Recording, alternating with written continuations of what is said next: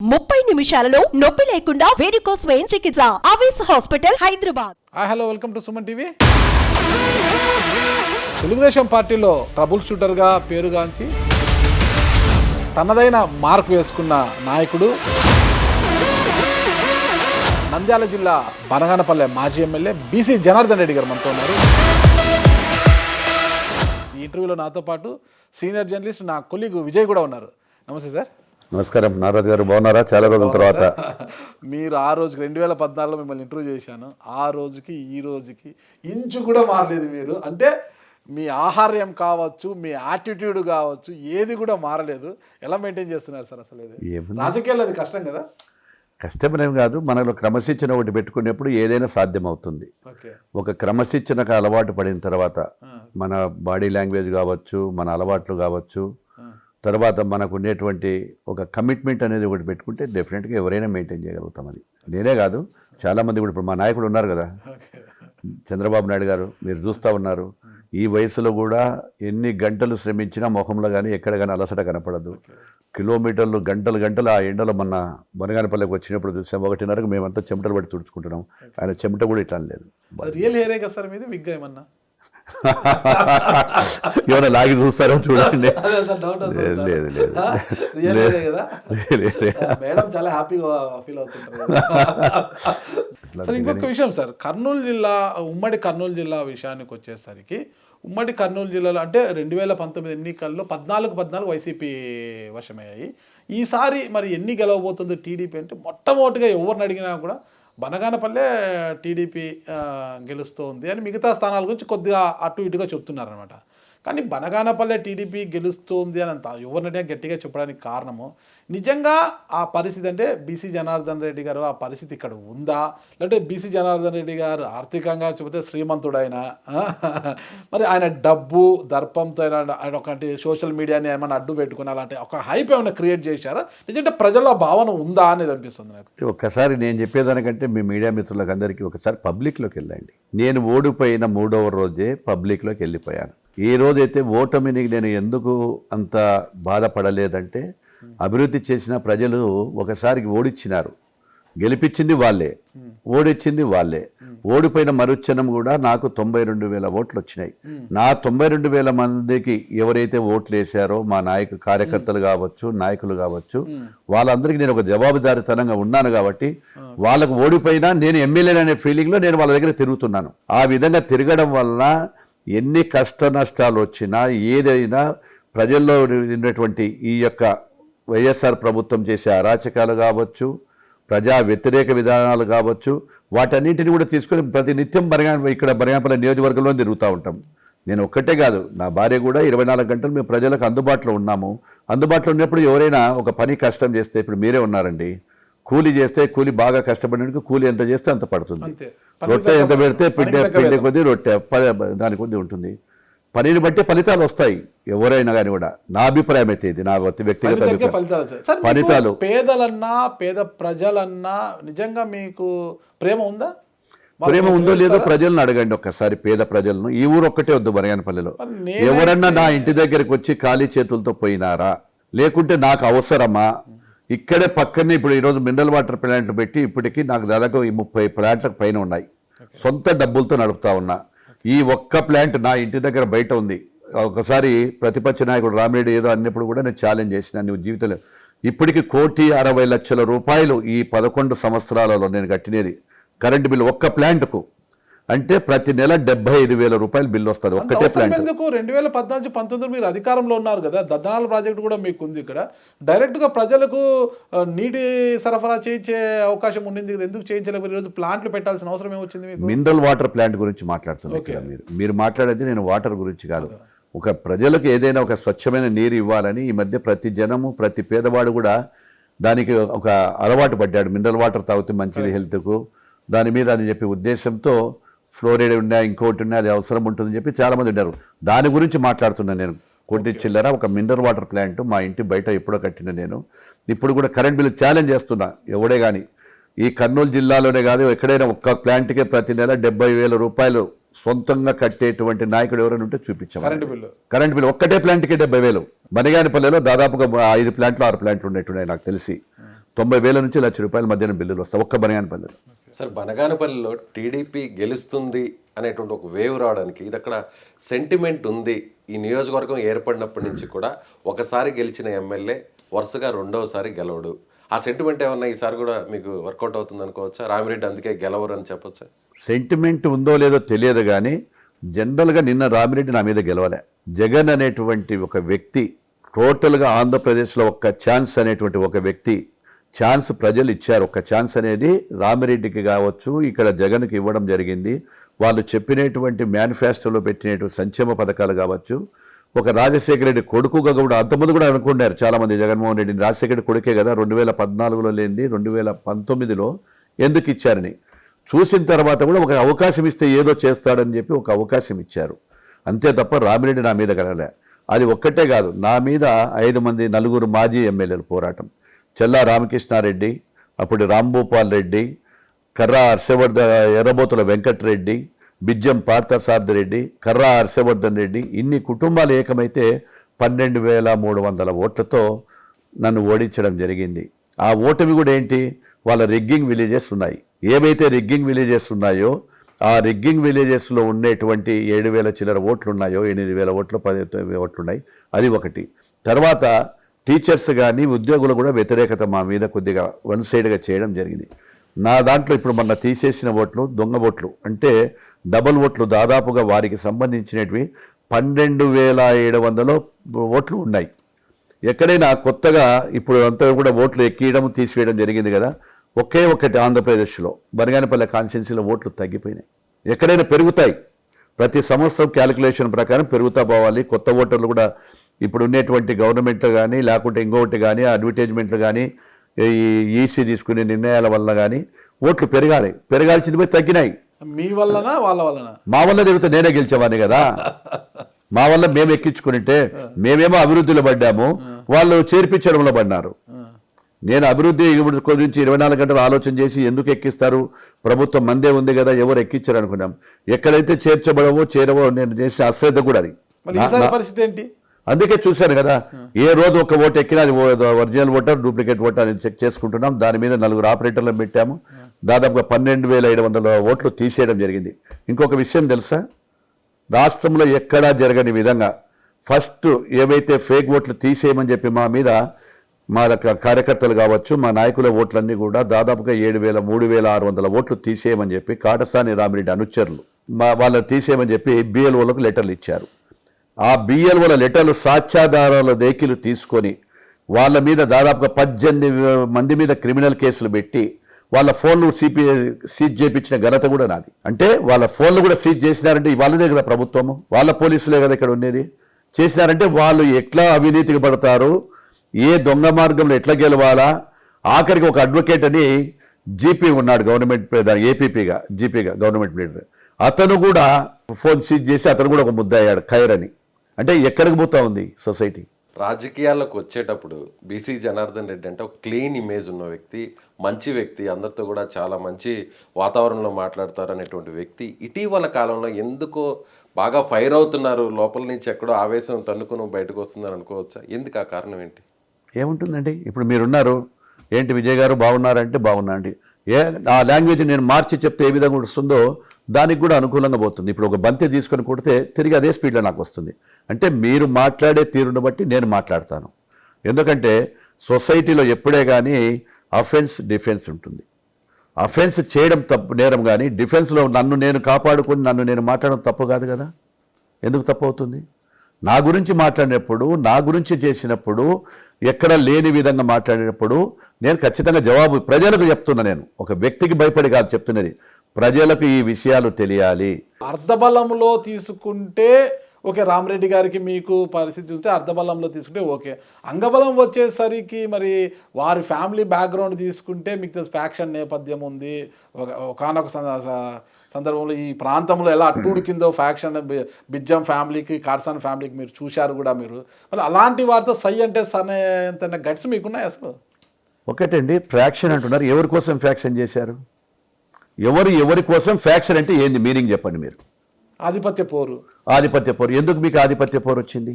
ఎందుకు వచ్చింది వాళ్ళకి ఆధిపత్య పోరు? దోపిడీ కోసమా, దొంగతనాల కోసమా, లేకుంటే ఒకరి మీద ఒకరు చేసుకోవడం కోసమా? మీకే తెలియాలి. ఆ రోజు మీరు కూడా నడిచారు కదా వాళ్ళ వెంట. అందుకే కదా ఆధిపత్యం. మీరు అందుకే అండదండలుగా నిలిచారు కదా. మీరే స్వయంగా రివాల్వర్ మీ లైసెన్స్ ని తీసిచ్చి మరి రివాల్వర్ వాళ్ళ చేతిలో పెట్టారు కదా ఒకప్పుడు. అవును, నేను అదే చెప్తున్నా. ఇక్కడ మీరేమంటే ఫ్రాక్షన్ అనేది వేరు, ఇక్కడ ఆధిపత్యం అని. ఇప్పుడు మీరు వచ్చారు రైల్లోకి, నేను ఫ్రాక్షన్ అంటే ఒప్పుకోను, కానీ ఆధిపత్యం కోసము, ఊర్లలో ఉండే వర్గాల కోసము గ్రూపులను రెచ్చగొట్టుకుంటూ నాయకులు వాళ్ళు కలుపుకోవడానికి కానీ అవి చేసుకునే పని ఆధిపత్యం కోసం చేశారు. యువతల ఆధిపత్యం కోసం వాళ్ళు చేసినప్పుడు ఏం చేస్తారు వాళ్ళు? మామూలుగా ఎవడినో ఒకటి ఎగేసి నువ్వు పోయి వాడిని చంపుకోరా, మా ఇంటికాడ కాయలు అనుకో. సరే, ఏదైనా కానీ ఆ నేపథ్యం వాళ్ళకు ఉంది కదా. అలాంటి వారితో మీరు సై అంటే సై అని తొడగొట్టిన తర్వాత తొడా మెడ రెండు ఉంటాయో ఉండవని ఆలోచించాలి కదా మనము. నేను కూడా తొడకు మెడకు అన్నిటికీ రెడీ అయిపోయినాను. నేను చూడని నాయకులు కాదు, వీళ్ళ గొప్పతనం నేను చూసింది కాదు. వీళ్ళ గొప్పతనం ఎవరిని, అమాయకులను, చేతగాని వాళ్ళని ఎవరినో చేసుకుని పేరు ప్రతిష్ట కోసం చేసుకున్నారు. ఇప్పుడు 7 మందిని వీళ్ళు ముందు చంపారు, సత్యంరెడ్డి వర్గానికి సంబంధించిన వాళ్ళు. తర్వాత ఏమైంది? ఇప్పుడు కూడా చాలా మంది బతికారు కదా. నా మీద ఎందుకు ప్రతాపం చూపించాలా? ఇక్కడ నాకు కాడసాని రామరెడ్డికి వారు ఏంటి, పొలిటికల్ వారు. ఒకప్పుడు మేము కూడా కలిసిమెలిసే తిరిగాము. 85, 89 ఎన్నికలలో నేను కాడసాని రామరెడ్డి కలిసే తిరిగాము. నేను కూడా రాంభూపాలరెడ్డి గారికి, మా నాన్నగారికి ఉండేటువంటిది సంబంధంతో కానీ, భూపాలరెడ్డి గారి నాన్నగారితో కానీ కుటుంబంలో 85, 89 ఎన్నికలప్పుడు బిజ్జం పార్థసారెడ్డి నాకు బంధువు అయినప్పటికీ, సొంతం మా తల్లిగారి గ్రామం ఏది, చెన్నంపల్లి విలేజ్ అయినప్పటికీ కూడా వర్గంలో కాబట్టి ఒక స్నేహితుడిగా, ఒక కుటుంబ వెల్విషర్గా నేను కూడా ఫుల్గా సపోర్ట్ చేయడం జరిగింది. ఈ రోజు నేను రాజకీయాలు వచ్చిన తర్వాత వాళ్ళకి శత్రువుని అయిపోతే ఎట్లయితుంది? ఎందుకు మీకు ఇన్నాళ్ళు అంటే కాడసాని రామరెడ్డి కుటుంబానికి ఎవరు నిలబడకూడదా? ఇది ప్రజాస్వామ్యం కాదా? ఈ ప్రజాస్వామ్యంలో ఆయన ఒక్కడే చేయాలనా? ఎక్కడ లేవా? రాజశేఖర రెడ్డి లాంటి చోట కూడా పోటీలు ఉంటాయి.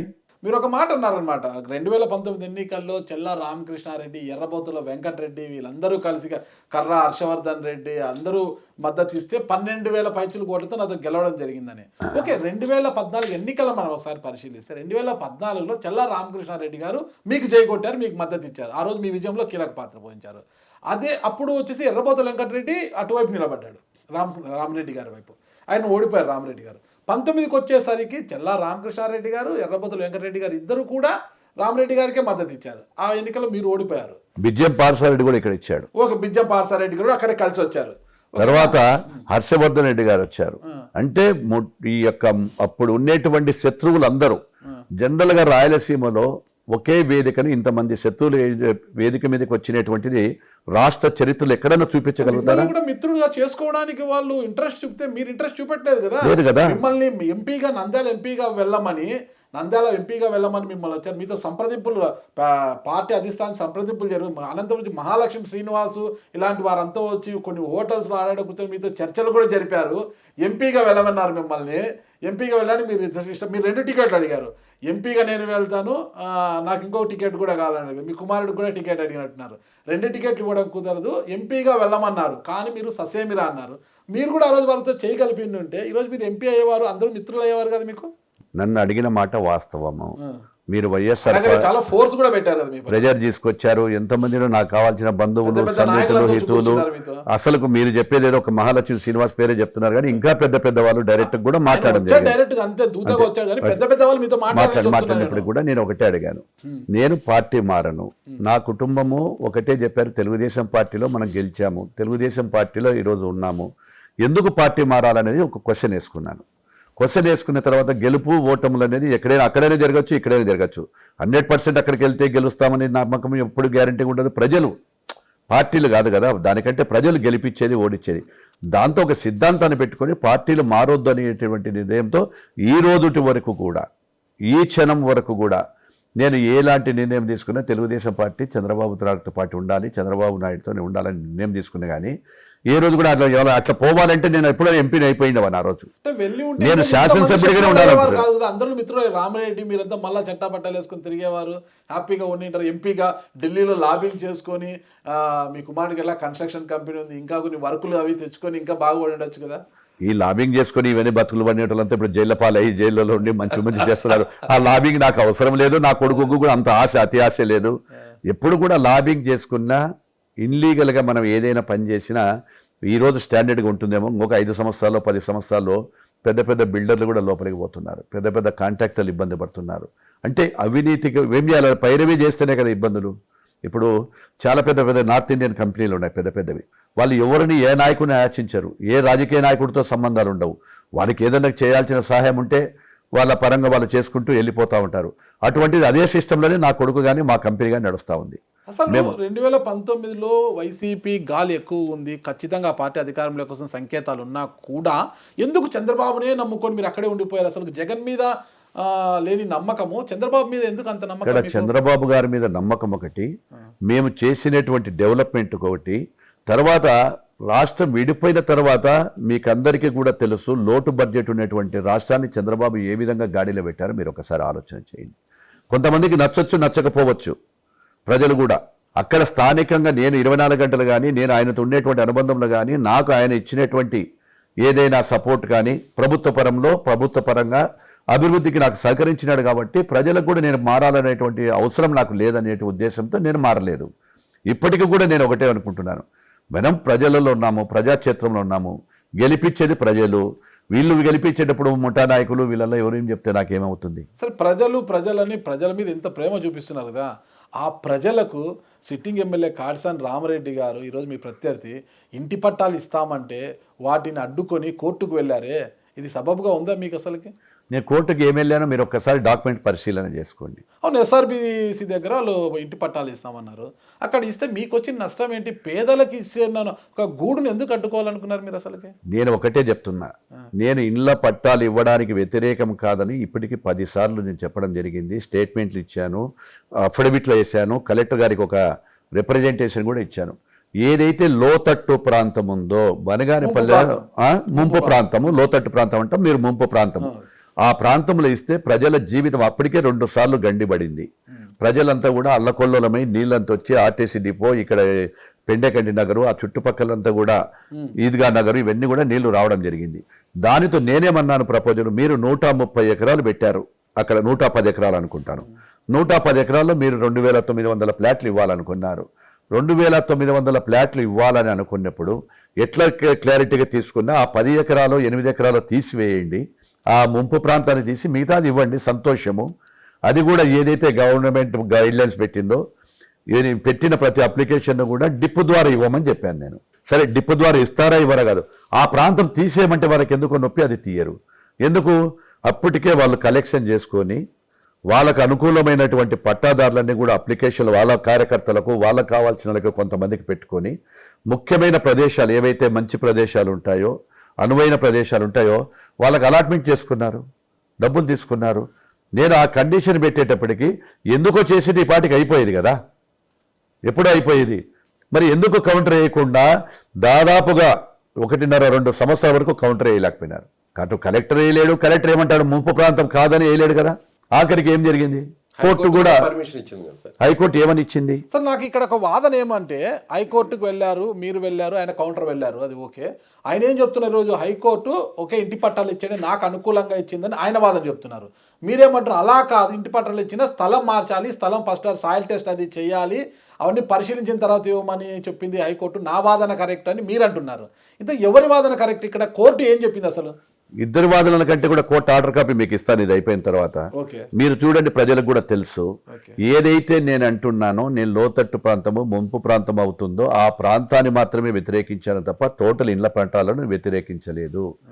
ఆ ప్రాంతానికి సంబంధించినటువంటి చోట కూడా సేఫ్టీ గైడ్ లైన్స్ తీసుకోండి, సేఫ్టీలు చూడండి, తర్వాత అక్కడ సాయిల్ టెస్ట్ చేయండి, తర్వాత ఏవైతే కొన్ని ఇన్స్ట్రక్షన్స్ ఇచ్చారో హైకోర్టు అవన్నీ కూడా పాటించమని చెప్పింది. అంతేగాని మరి రామరెడ్డి గారు ఎందుకు ఈ ప్రాథమిక యొక్క సమాచారం కూడా సేకరించుకొని ఎందుకు అక్కడ ఇల్లు పట్టాలు ఇస్తారనుకున్నారు? ఇప్పుడు అదే చెప్తున్నారు, వాళ్ళ తొందర వాళ్ళ స్వార్థం కోసము అక్కడ దండిగా పట్టాలు ఇచ్చుకోవాలి. ఆ ప్రాంతంలో కొన్ని చోట్ల డబ్బులు తీసుకున్నారు, కొంతమంది అక్కడ బెటర్మెంట్ ఉండే చోట కూడా ప్రభుత్వం ఇక్కడ నిర్లక్ష్యం, వాళ్ళ స్వార్థం ఏముంది ఇక్కడ ప్రభుత్వ నిర్లక్ష్యం చెప్తున్నాను. అధికారులు కోర్టుకు వేసేటువంటి డాక్యుమెంట్లు వేయలేకపోయినారు. ఏదైతే బఫర్ జోన్ ఉందో బఫర్ జోన్ ఇవ్వడానికి లేదు. నేను ఛాలెంజ్ చేసినది జీవో మీద, కలెక్టర్కి ఉండేటువంటి ఆర్డర్స్ మీద. ఆ ప్రాంతము ఏదైతే సేఫ్టీ జోన్ కోసం కొద్దిగా ల్యాండ్ వదులుతాం మనం, ఒక చెట్టు కర్ర. ఇప్పుడు ఇంటికి మనం ఏదైనా జరిగితే ఏమొస్తుంది, ఒక ఇంటికి చుట్టూ 10 అడుగుల స్థలం వదలాలంటారు. అంటే సడన్గా ఏదైనా జరిగినా, ఫైర్ వచ్చినా వీళ్ళ కోసం. అట్టనే ఆ చెరువుకు దగ్గర అందులో ఈ ఎస్ఆర్బీసీ కూడా ఏంది 8 అడుగుల ఎత్తులో ఉంది, 8 మీటర్ల ఎత్తులో. నేను చెప్పినటువంటి వాస్తవాలు ఉన్నాయి కాబట్టి వాళ్ళు దానికి నిజంగా చెప్పలేకపోయారు. దాంతో ఆర్గ్యుమెంట్స్ అయిపోయిన తర్వాత కూడా 3 నెలలు రిజర్వ్లో ఉంది కేసు. అంతకుముందు 1.5 సంవత్సరం మీరు చూసుకోండి డేట్లు. వాళ్ళ కౌంటర్ కూడా సరిగా వేయలేకపోయినారు. అంటే వేయలేకపోయినారంటే అధికారులకు తెలుసు అక్కడే ఇవ్వడం వల్ల రామిరెడ్డికి వచ్చే ప్రయోజనం ఏంటంటారు? అక్కడ పట్టుదల వచ్చింది అతనికి. ఎందుకు అతను చెప్తేనే మేము తీసేయాలి, ఈ ప్రాంతం ఎందుకు ఇవ్వకూడదు, ఇవ్వాలి. ఒక పట్టుదలతో, ఒక మూర్ఖత్వంతో పోయినాడు తప్ప కాదు. ఇప్పుడు నేను చెప్పిన కదా, ఇక్కడ కలెక్టర్ గారి దగ్గర ఇప్పుడు నేను ఇచ్చిన లెటర్లు వాస్తవాలు ఉంటాయి, రికార్డు ఉంది, కోర్టులో నేను వేసిన అఫిడవిట్లు ఉన్నాయి. దాన్ని నేను మార్పు చేయలేను కదా. ప్రజలకు కూడా తెలుసు. ఇక్కడ జనార్దన్ రెడ్డి మొదటి నుంచి కూడా అడుగుతున్నది ఆ లోతట్టు ప్రాంతం, ముప్పు ప్రాంతం తీసి పంచమని చెప్తున్నారు. అంత అమాయకంగా అధికారులు అక్కడ సెలెక్ట్ చేస్తారంటారా ఆ ప్లేస్ ని? కలెక్టర్లు కావచ్చు, అధికారులు కావచ్చు, మీరు చెప్పినట్టుగా మీ ప్రత్యర్థి రామిరెడ్డి సెలెక్ట్ చేశారు అనుకుందాం, మరి అధికారులు అంతా చూస్తూ అమాయకంగా ఉంటారు. అమాయకులు ఏంటంటే ఇప్పుడున్న ప్రజల్లో, ప్రభుత్వంలో ఇప్పుడున్న ఒత్తిడిలో ఎన్ని నిర్ణయాలు తీసుకోవడం లేదు. అక్రమంగా ఇసుక దోలడం లేదా, అక్రమంగా మైనింగ్లు జరగడం లేదా, చేయకూడదని ఎన్జిటి చెప్పిన తర్వాత కూడా ఎన్ని జరుగుతున్నాయి. ఎక్కడ అక్రమంగా కట్టడాలు లేవు. అక్కడ ఈ ప్రభుత్వంలో చేయండి ఏంటి? ఏ మద్యం అక్రమంగా చేయడం లేదా, సారాయి అక్రమంగా చేయడం లేదా, బియ్యం అక్రమంగా, ఏది అక్రమంగా కాలేదు. పోలీస్ వ్యవస్థలో ఇంతవరకు మీరు తీసుకోండి, మనకు ప్రజాస్వామ్యం వచ్చినప్పటి నుంచి కూడా కానీ, వ్యవస్థ వచ్చినప్పటి నుంచి ఇన్ని అటెంప్ట్ మర్డర్లు కానీ, ఇన్ని రౌడీ సీటర్లు కానీ, ఇన్ని ఎస్సీ ఎస్టీ కేసులు కానీ, ఇన్ని బైండ్ ఓవర్ కేసులు కానీ రికార్డులు ఎక్కడైనా ఉన్నాయా? కానీ మీ ఇద్దరు పంతానికి పోవడం వల్ల మధ్యలో ప్రజలు నలిగిపోతున్నారు అనుకోవచ్చు కదా. నేను పంతానికి ఎక్కడ పోలేదు. అందుకే చెప్పాను నేను ఆ రోజు, రేపు మా ప్రభుత్వం వచ్చిన తర్వాత ఇచ్చినా ఇవ్వకపోయినా, ఎన్ని కోట్ల రూపాయలు అవసరమైనా, ఏదైతే ప్రజలు బనగానిపల్లె ప్రజలు ఉన్నారో వాళ్లకు వారున 1 సెంటు స్థలమే, నేను 2 సెంట్ల స్థలం ఇస్తానని చెప్పి నేను నా తల్లిదండ్రులు సాక్షిగా చెప్పాను. అది ఏంటి అసలు? ప్రభుత్వం తరఫున ఇప్పించడం వేరు, మీరు సొంతంగా ఇస్తానడం వేరు. అంత భూ బ్యాంక్ మీ దగ్గర ఉంది. ఇంత మంది 10,000 మందికి హామీ ఇచ్చారు. 10,000 మందికి 2,900 మంది అప్లికేషన్లు పెండింగ్ ఉండేది. అక్కడ చూసుకోండి రికార్డు. ఓకే, అంటే మీరు ఇచ్చింది హామీ 10,000 మంది వరకు. ఎంత మంది ఉంటే అంతమంది అన్నాను, నేను ఎక్కడ వేలు చెప్పలేదు. ఓకే, ఎవరైతే ఇల్లు లేని, మళ్ళా కూడా చెప్తున్నా, ఈరోజు ఇచ్చేవాడు ఉంటే సచ్చేవాడు కూడా లేసి వస్తాడు. రామిరెడ్డి గారు అంటే ప్రభుత్వం నుంచి ఇప్పిస్తుంది 1 సెంటు స్థలము. 1 సెంటు స్థలంలో ఇల్లు కాదు కదా, అది ఏం కట్టుకోవాలో ఎవరికి అర్థం కాని పరిస్థితి. ఈ రోజుకి కూడా ఇల్లు ఎలా కడతారు? అందుకే జగనన్న కాలనీలు ఫెయిల్యూర్ అయ్యాయి. అందుకే జగనన్న, ఒక్కసారి ఇక్కడే మళ్ళీ చెప్తున్నా, జగనన్న కాలనీలు ఎందుకు ఫెయిల్యూర్ అయినాయి? ఇచ్చినటువంటి వసతి లేని ఇల్లులు ఇచ్చి కాళ్ళు కప్పుకోవడానికి, పడుకోవడానికి, తిరగడానికి లేవు ఇచ్చారు కాబట్టి జగనన్న కాలనీలు ఫెయిల్ అయినాయి అంటున్నా. సరే, అది ప్రభుత్వ నిర్ణయం. కానీ 2 సెంట్ల స్థలం ఇచ్చి ఇల్లు కూడా నిర్మించిస్తానని బీసీ జనార్దన్ రెడ్డి గారు దమ్ముగా చెబుతున్నారు. మరి ఏంది అసలుకి? అది ఎలా సాధ్యపడుతుంది? అదే చెప్తున్నదా, ఇచ్చేవాడు ఉంటే సచ్చేవాడు కూడా లేసి వచ్చేస్తాడు. బీసీ జనార్దన్ 2 సెంట్ల స్థలం, 2 సెంట్లు సఫిషియెంట్గా వస్తుంది కొంతవరకు. ఒక సాధారణ కుటుంబం బాగా గడపచ్చు, హ్యాపీగా గడపచ్చు. అంత ఇతోధికంగా ఇవ్వడానికి ఎందుకు మీకు అంత పెద్ద మనసు? నాకు అర్థం కాలేదు. మీరు చెప్పడం కాదు, అలాగే చంద్రబాబు చేత కూడా ప్రకటించారు. ఎస్, మాకు ఇచ్చే ధైర్యం ఉంది. నేను చెప్పాను, మళ్ళా కూడా అడిగారు, మన రామిరెడ్డి కౌంటర్ ఇచ్చాడు. నువ్వు మొన్న నీ సొంతం ఇస్తానన్నావు ప్రభుత్వము, మళ్ళీ చంద్రబాబుతో చెప్పించినావు అనేది ఏముంటుంది? మా ప్రభుత్వం వచ్చిన తర్వాత కొన్ని నిర్ణయాలు ఉంటాయి. స్థలాలు తీసుకోవడం కానీ, ఇళ్ల పట్టాలు కానీ, భూములు కానీ. ఆ ఉద్దేశంతో నేనేం చెప్పాను, చంద్రబాబు రాంతోలికి దాదాపుగా 6 నెలల కిందటే చెప్పాను నేను ఈ విషయాలు. ఇంకా అప్పటి కోర్టు ఆర్డర్ రాలేదు, ఏమీ లేదు. ఎవరైతే ఉన్నారో, ఒకవేళ మా ప్రభుత్వం వచ్చిన తర్వాత ప్రభుత్వం కొన్ని కండిషన్ల వల్ల ఇవ్వలేకపోతే, నా సొంత డబ్బులు ఎన్ని కోట్ల రూపాయలైనా పెట్టి 2 సెంట్ల స్థలము బనగానిపల్లెలకు నివాస యోగ్యానికి ఉపయోగపడేటువంటి అర్హులైన వారికి, మళ్ళీ చెప్తున్నాను, ఎవరైతే ఇల్లు లేని నిరుపేదలు అర్హులు ఉన్నారో ప్రతి ఒక్కరికి ఇస్తారని మాట ఇచ్చాను. నా తల్లిదండ్రుల సాక్షిగా ఇచ్చాను. ఒకటి అనొచ్చు, మీరు తల్లిదండ్రుల సాక్షిగా భగవద్గీత మీద ప్రమాణాలు చేసి ఎంతో మంది మాట తప్పుతారని. మాట తప్పినప్పుడు రేపు మళ్ళీ నేను జీవితంలో ఇక్కడే ఉంటున్నాను, ఇక్కడే నిలబడుతున్నాను కాబట్టి ప్రజల దగ్గరికి ఏం ముఖం పెట్టుకొని పోతాను? 100 కోట్లు ఎక్కడి నుంచి తెస్తారండి? ఎందుకండి, నాకు దేవుడు ఇచ్చాడు, నేను చేస్తానండి. నేను వచ్చాను, పూల మొక్కలు చాలా చూశాను మీ ఇంట్లో, కానీ నోట్ల మొక్కలు, నోట్ల చెట్లు అయితే నేను చూడలేదు. పూల మొక్కలు చాలా అందంగా కనిపిస్తున్నాయి. అలా నోట్ల చెట్లు ఏమన్నా మీరు ఇంటి చుట్టూ వేశారా? అంటే ఇప్పుడు చేసేటువంటి నాయకులు కావచ్చు, స్వచ్ఛందంగా కూడా సేవా సంస్థలు చేస్తున్న కోట్ల రూపాయలు ఇచ్చేటువంటి పెద్ద పెద్దలు ఉన్నారు కదా, వాళ్ళందరూ కూడా, వాళ్ళంతా కూడా నోట్ల కట్టలు ఇళ్ళలో పెట్టుకుంటారా? నోట్ల చెట్లకు గాయస్తాయా? ఇంత పెద్ద ఎత్తున ఇల్లు నిర్మించిస్తాం, 2 సెంట్లు ఇల్లు నిర్మించిస్తాం అని చెప్పి అంత ధైర్యం ఎవరికి లేదు. Commitment is correct. కమిట్మెంట్ ఉన్నప్పుడు నాలో స్వార్థం లేకుండా నాలో ఉన్నప్పుడు నా ధైర్యం నాకుంది. వేరే వేరే మార్గాల్లో ఖర్చు చేస్తారు, కానీ ఒక వ్యక్తికి ఇల్లు నిర్మించి ఇచ్చాలంటే సొంత అన్నదమ్ముళ్ళకే ఇల్లు నిర్మించి ఇచ్చే పరిస్థితి లేదండి. అన్నకు తమ్ముడు నిర్మించాడు, తమ్ముడికి అన్న నిర్మించాడు. ఏదన్నా 5-10 సాయం చేసుకుంటే తమ్ముడికి ఇల్లు లేదని అన్న నిర్మించాడు, అన్నకి ఇల్లు లేదని తమ్ముడు బాగున్నా నిర్మించే ప్రసక్తి లేదన్నమాట. అలాంటిది పేద ప్రజల కోసము 100 కోట్లు ఖర్చు అవుతుంది. అంత ఖర్చు పెట్టి మీరు 3500 అప్లికేషన్లు పెండింగ్లో ఉన్నాయి. 3500 మందికి ఇల్లు కట్టించాలన్నా కూడా ఎన్ని కోట్లు ఖర్చు అవుతుంది? ఇప్పుడు ఉండాలి కదా. నారాజు గారు, నేను సేవ చేయాలనేటువంటి నిస్వార్థంగా పని చేయాలనుకున్నా. ఒక మాట ఇచ్చిన తర్వాత ఆ మాట కోసం నాకు నా కుటుంబంలో ఎలాంటి కండిషన్స్ లేవు.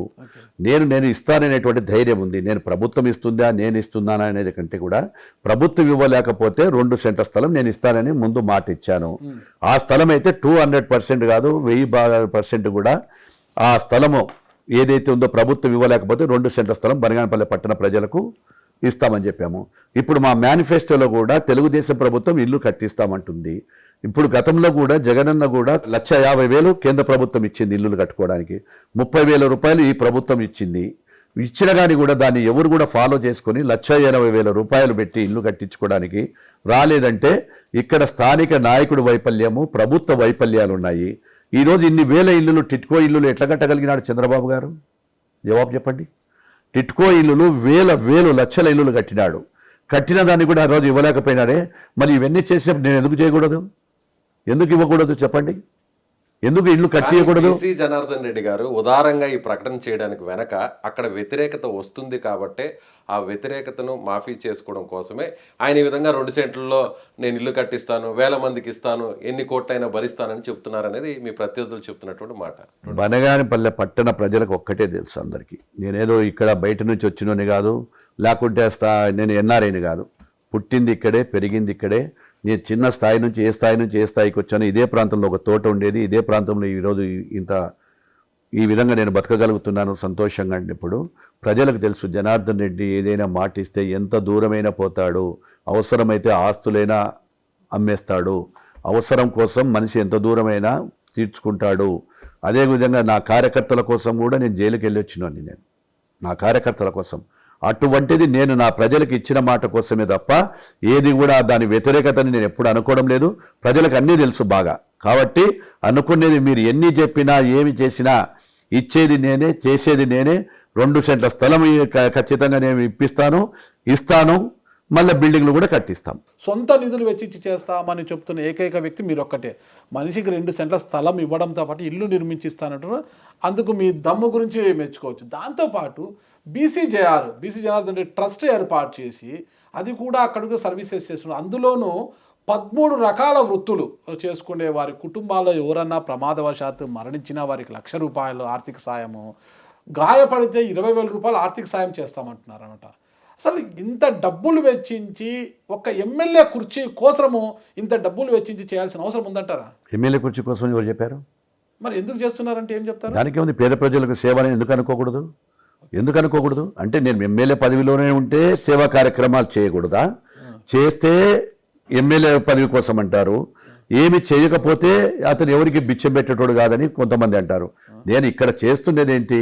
నాకు బనగానపల్లెలో పేద ప్రజలతో ఆ 13 వర్గాలు ఏదైతే మీకు చెప్తున్నారో ఆ 13 వర్గాల ప్రజలతో అనుబంధం ఎక్కువ ఉంది. కార్మికులతో అనుబంధం ఉంది. ఇప్పటికే ట్రస్ట్ పెట్టిన వారం రోజు ఇంతకుముందు కూడా కొన్ని వేల మందికి నేను పెళ్లి కానుకలు ఇచ్చాను. నేను ఎప్పటి నుంచో చేస్తూ ఉన్నాను. ఇది నా ట్రస్ట్కు కానీ నాకు కానీ కొత్త కాదు. పేద ప్రజలకు చేస్తే నన్ను వేరేవాడు ఆదర్శంగా నన్ను చూసి ఆయన కూడా అది కొట్టాడు. ఏది కాపీ కొట్టి మళ్ళీ పెట్టినాడంట. నాకు కూడా తెలియదు, ఎవరో మా వాళ్ళు చెప్పారు. అన్న నువ్వు పెట్టినావు, ఆయన 25,000 పెట్టినాడన్నా, నువ్వు 20,000 పెడితే ఆయన 1,00,000 పెట్టాడు, 1,00,000 అంటే నన్ను పెట్టినాకంటే ఇటు ఆదర్శమూర్తులు కొంతమంది వెళ్తాను కదా, ఆదర్శం అవుతానా లేదా కొంతమందికి. నన్ను చూసిన తర్వాత వాళ్ళు కూడా నేర్చుకున్నాడు కదా, రామిరెడ్డి మారినాడు. డబ్బు ఉండడం గొప్ప కాదు, ఉన్న డబ్బుని పేదవారి కోసం ఖర్చు చేయడంలో ఉన్నదే గొప్పతనం అన్నమాట. ఈ రోజే కాదు, నాకు పుట్టుకలోనే ఈ రోజే కాదు, ఎప్పుడో నేను రాజకీయాలతోలికే ఇక్కడ ఒక దర్గాలు కానీ దేవాలయాలు కానీ టెంపుల్కి కానీ నేను హైదరాబాద్లో ఉంటే కూడా చాలా మంది ఇక్కడ వాళ్ళు వచ్చి నా దగ్గర తీసుకుపోయేవాళ్ళు. శ్రీమంతుడు సినిమాలో మహేష్ బాబు రియల్ హీరో అయితే నిజ జీవితంలో బీసీ జనార్దన్ రెడ్డి గారు రియల్ హీరో కావాలనుకున్నారా? అది సినిమా, అది శ్రీమంతుడు, అది ఏదో వాళ్ళ కోసం చేసుకున్నాడు. కానీ నేను అంత గొప్పగా పోల్చుకోవద్దని చెప్పను, నేను అంత పోల్చొద్దని కూడా రిక్వెస్ట్ సో చేస్తాను. నియోజకవర్గంలో ఉన్న ప్రజలందరి కష్టాలు అయితే మీకు తెలుసు. ఈ యొక్క 3 నెలల కాలంలో నేను డోర్ టు డోర్ క్యాన్వాస్ చూసినప్పుడు ప్రతి ఇంటి తలుపు తట్టాను. ఏ ఇంట్లో మైనార్టీ ఇళ్ళలో కావచ్చు, పేద ప్రజలు ఇంట్లోకి పిలుచుకొని పోయినప్పుడు ఆ పద్ధతి చూసిన తర్వాత చలించాను కొన్నిసార్లు. మనసు అనిపించింది, ఏమిరా ఈ దర్భరమైన జీవితాలు వీళ్ళవి, ఇంత అభిమానం ఉన్నారు వీళ్ళు, ఇంత ఉన్నారు లోపలికి పిలిచి చెప్పినప్పుడు చూసిన తర్వాత రోడ్ల పరిస్థితి, గ్రామాల పరిస్థితి. అప్పుడు నేను వేసిన సీసీ రోడ్లు తప్ప గ్రామాలు ఎప్పుడు కూడా 5 ఏళ్లకు ఒకసారి ప్రతి సంవత్సరం విస్తరిస్తూ ఉంటాయి, కాలనీలు వస్తూ ఉంటాయి, ఊర్లు పెరుగుతూ ఉంటాయి, గ్రామం పెరుగుతూ ఉంటుంది. ఎక్కడ కూడా అభివృద్ధి లేదు. కేవలం సచివాలయాలు, క్లినికులు ఎక్కడైనా వేస్తే 5 లక్షలు, 10 లక్షలు, 15 లక్షలు గ్రామాన్ని బట్టి, అంతకు తప్ప అభివృద్ధి లేదు. మీరు బాగా కొలింగుండ మండలం కాదు, ఎక్కడికైనా వెళ్ళండి, 1000 ఓట్ల ఉండేటువంటి లోపల ఉండేటువంటి గ్రామాలలో 100% నేను సీసీ రోడ్లు వేశాను. మరి ఇంత అభివృద్ధిని చేశారు, అభివృద్ధిని కాంక్షించారు. మీ హయాంలో 2014-19 దద్దనాల ప్రాజెక్టు అభివృద్ధితో పాటు నియోజకవర్గాన్ని అభివృద్ధి చేశారు కదా. అంత అభివృద్ధి చేసినా ప్రజలు 2019లో మిమ్మల్ని ఎందుకు హక్కున చేర్చుకోలేదు? ఇప్పుడు ప్రజలు హక్కున చేర్చుకోలేదని చెప్పలేదు, అన్ని 40,000, 50,000 ఓట్లతో అందరం ఓడిపోయారు. మరి నేను ఎందుకు ఇంతమంది నాయకులు, ముఠా నాయకులంతా ఒకటైతే నేను 12,300తో ఎందుకు ఓడిపోయాను? నేను గెలుపని నేను అంటున్నాను. నేను గెలిచాను. వాళ్ళు చేసినటువంటి ఏదైతే రిగ్గింగ్ విలేజెస్ వాళ్ళు ఒకటి, తర్వాత 12,000 ఓట్లు ఇక్కడ నేను ఇప్పుడు తీసివేసే రికార్డు ఇప్పుడు కూడా చూపిస్తా. 12,000 ఓట్లు డిలేషన్ చేపించిన రికార్డు నా దగ్గర ఉంది, మీకు ఇస్తాను. ఇది అయిపోయిన ముఠా నాయకులు అంటున్నారు. అదే ముఠా నాయకుల్లోనే చెల్లా రామకృష్ణారెడ్డి గారు 2014లో మీకు సహకరించారు, 2019 ఈయనకు సహకరించారు. ఈరోజు చెల్లా రామకృష్ణారెడ్డి గారు లేరు, ఎర్రబోతల వెంకటరెడ్డి గారు కూడా మన మధ్య లేరు. మరి ఈసారి 2014లో మీకు సహకరించి మీరు గెలిచారు, 19 ఆయనకు సహకరిస్తే ఆయన గెలిచారు, రామరెడ్డి గారు, ఇద్దరు లేరు కదా. మరి ఇప్పుడు ఎవరి బలం ఎలా ఉందంటారు? ఇప్పుడు 2014 నుంచి 19లో కొన్ని కండిషన్ల వలన కొన్ని ఏదైతే అభివృద్ధి విషయాల్లో పట్టుకొని కొన్ని గ్రామాల మీద నేను మర్చిపోయాను తీసుకోవడం. ఇప్పుడు ప్రజల్లో అక్కడ ఉండేటువంటి సమస్యల మీద నేను గ్రామాలకు వెళ్తున్నా. కొండ మీద గ్రామాలు కావచ్చు, మిగతా విలేజెస్ కావచ్చు, స్థానిక నాయకులను కూడా తీసుకోవడం జరుగుతూ ఉంది. ఇప్పుడు చెల్లా రామకృష్ణ గారి బ్రదరు భాస్కర్ రెడ్డి గారు ఉన్నారు. చెల్లా కుటుంబంలో విభేదాలు తెచ్చారు బీసీ జనార్దన్ రెడ్డి గారు. విభేదాలు ఎందుకు అనుకుంటారు? వాళ్ళు వ్యతిరేకించి చెల్లా కుటుంబాన్ని చీల్చి చెల్లా సోదరుడు 4వ సోదరుడైన విజయ్ భాస్కర్ రెడ్డి గారిని టీడీపీలోకి తీసుకొచ్చేసి చెల్లా కుటుంబాన్ని చీల్చేశారంటున్నారు. చీల్చడం ఎందుకు అనుకుంటారు? ఆయన విభేదించి ఇప్పుడు ఆయన 2019 నుంచి 24 వరకు ఆ కుటుంబాన్ని ఏ విధంగా చేశారో ప్రజలకు తెలుసు. ఇతను రామిరెడ్డి ఈరోజు అతను తీసుకునే నిర్ణయాల వల్ల కుటుంబంలో వద్దని చెప్పి ఈరోజు మేము చేసేటువంటి పాలసీలు కావచ్చు, నా వ్యక్తిగతంగా నన్ను గుణం కావచ్చు తెలిసిన తర్వాత మాతో ఏకమే వచ్చాడు. కాటసాని చంద్రశేఖర్ రెడ్డి కూడా వచ్చాడు. 50 ఏళ్ళ అన్నదమ్ములుగా ఉండేటువంటి వాడు ఎందుకు వస్తున్నాడంటే విభేదించే కదా వచ్చేది. పొలిటికల్గా ఏమవుతుంది, ప్లానింగ్స్ ఎక్కువైపోయినాయి బీసీ గారికి. చెల్లా కుటుంబం నుంచి ఇటు కాటసామి కుటుంబం నుంచి మొత్తం కూడా చీల్చి తెచ్చేసుకుంటున్నారు. నేను చీల్చినారని మీరు అంటున్నారు. వాళ్ళు తీసుకునే నిర్ణయాలు కానీ, వాళ్ళు చేస్తున్నటువంటి అహంకార పనులు కానీ అవే నాకు దగ్గర చేస్తున్నాయి. కాటసాని రామిరెడ్డి కుటుంబం చేసేటువంటి పనుల వలన, ఆ కుటుంబం వారు తీసుకునే నిర్ణయాల వలన ఈరోజు ఆ కుటుంబ సభ్యులు నాకు దగ్గర అవుతున్నారు. చెల్లా కుటుంబం అంతా ఒకవైపు ఉంది. చెల్లా విఘ్నేశ్వర్ రెడ్డి కావచ్చు, వాళ్ళ డిస్ప్యూట్స్ ఉన్నా కూడా కుటుంబం అంతా వైసీపీలో ఉంది. విఘ్నేశ్వర్ రెడ్డి కావచ్చు, చెల్లా గారికి కూడా అంటే భగీరథ రెడ్డి వాళ్ళ వైఫ్ చెల్లా శ్రీలక్ష్మి అటువైపు వైసీపీ వైపు ఉన్నారు. ఒక్క చెల్లా విజయభాస్కర్ రెడ్డి మీ వైపు వస్తే మీకు వచ్చే లాభం ఏంటి? చెల్లా భాస్కర్ రెడ్డి, చెల్లా విఘ్నేశ్వర్ రెడ్డి అని నేను ఇక్కడ మాట్లాడడం లేదు. ఒక వ్యక్తి ఆ కుటుంబం నుంచి వచ్చిన తర్వాత ఆయన కూడా ప్రజాసేవలోనే ఉన్నాడు. ప్రజాసేవలో ఉన్నప్పుడు అతను అక్కడ ఉండేటువంటి విధానాలు నచ్చక నాతో కలిసి జర్నీ చేస్తే అతను వాళ్ళ కార్యకర్తలకు కావచ్చు, ఆ గ్రామాల్లో ఉన్న ప్రజలకు కావచ్చు ఉపయోగపడుతుందనే ఉద్దేశంతో నాతో పని నడుస్తున్నాడు. చెల్లా విజయభాస్కర్ రావడం వల్ల గతంలో కొండ మీద పల్లె కావచ్చు, అంటే చెల్లా రామకృష్ణారెడ్డి అడ్డైన కొండ మీద పల్లెలు కావచ్చు, కొండ కింద పల్లెల్లో కావచ్చు, ఈవెన్ టీడీపీ వాళ్ళు పోలింగ్ బూత్లలో ఏజెంట్లను కూర్చిపెట్టుకునే శక్తి కూడా ఉండేది కాదు, భయపడేవారు అంటున్నారు. మళ్ళీ విజయభాస్కర్ రెడ్డి రావడం వల్ల బలం మళ్ళీ మీకు వచ్చిందంటారా? ఇప్పుడు నిన్న అవుకులో చూశారు కదా, 2014లో చెల్లా రామకృష్ణారెడ్డి గారు నాతో కలిసి జర్నీ చేసినప్పుడు 3,600, 4,000 మెజార్టీ వచ్చింది. ఎక్కడ అవుకు పట్టణంలో. వీళ్ళంతా ఒకటైనారు కదా, వీళ్ళంతా ఒకటే అయినారు. అందరూ ఒకటైనాక ఎన్ని ఓట్ల మెజార్టీ వచ్చింది అవుకు పట్టణం? 65 ఓట్లు. 65 ఓట్లు అంటే మరి ప్రజలు ఎవరికి వెళ్ళి ఉన్నారు? 2019లో ప్రజలు ఎవరికి వెళ్ళి ఉన్నారు? మీ వైపే ఉన్నారు. మరి అవుకు పట్టణం వాళ్ళదే కదా. మీరే చెప్తారు అవుకు గురించి కథలుగా రాస్తుంటారు, కథలుగా టీవీలలో చూపిస్తారే. ఇప్పుడు కూడా పైన ప్రజలు అదే ఆశీర్వదిస్తున్నారు నన్ను, రండి అన్న వెల్కమ్ అంటున్నారు. గ్రామాలు వస్తున్నాయి, గ్రామాలు ఈరోజు వెల్కమ్ చెప్తున్నాయి. పైన కొండ మీద పల్లెలు రండి, ఎప్పుడు వస్తారు?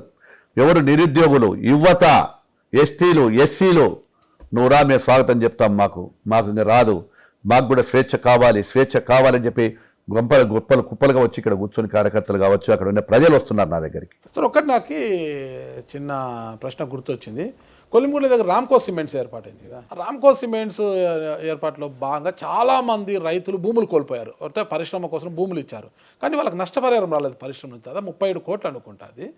అంత పెద్ద మొత్తంలో ఆగిపోయితే రైతుల కష్టాలు ఎవరు పట్టించుకోలేదు. ఆ తర్వాత మీరు పోరాటం చేసి దాదాపు 20 ఏళ్ళ తర్వాత అనుకుంటా వాళ్ళకి నష్టపరిహారం వచ్చేలా చేశారు మీరు అందరికీ కూడా. అది ఓకే, మంచి ఎఫర్ట్ పెట్టారు మీరు దాని మీద. వాళ్ళందరూ రైతులంతా ఈరోజు హ్యాపీగా ఉన్నారు మీ వల్ల. అంతెందుకు చేశారు నాకు తెలిసి ఆ రోజుల్లో మీకు ఏదో ఆ సంస్థ నుంచి కూడా కొంతమంది ప్రతినిధులు మిమ్మల్ని సంప్రదించారు, మంచి ఆఫర్ ఇచ్చారు. 37 కోట్లు ఇచ్చడం వల్ల మీకే ఒక 20 ఇస్తాం, సైలెంట్ అయిపోండి అన్నారు కదా.